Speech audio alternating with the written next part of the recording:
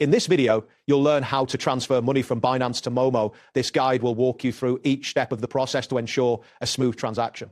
Begin by navigating to the Binance website or app and log into your account using your credentials. Once logged in, locate the wallet option on the main menu. Click on Wallets to access your account balances.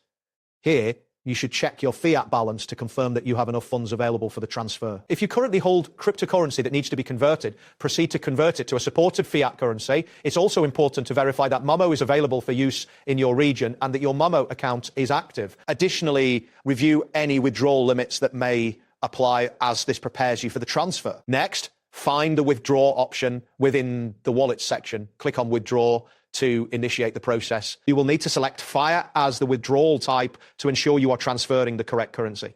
After this, look for MOMO in the list of available payment methods. If MOMO is listed, select it as your payment method, enter the amount of fiat currency you wish to withdraw. Before proceeding, take a moment to review any associated fees and the estimated processing time for the transaction.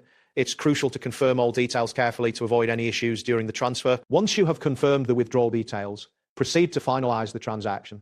After submitting the withdrawal request, you should receive a confirmation message indicating that your request is being processed. It's important to track the status of your withdrawal from the Binance history section. This will allow you to monitor the progress of your transaction until it is completed. Depending on network conditions and processing times, this may take a few minutes to several hours. After the processing period, check your MOMO account balance to confirm that the funds have arrived. If the transfer is successful, the amount you withdrew should be reflected in your MOMO account. It's advisable to save any transaction records for your reference.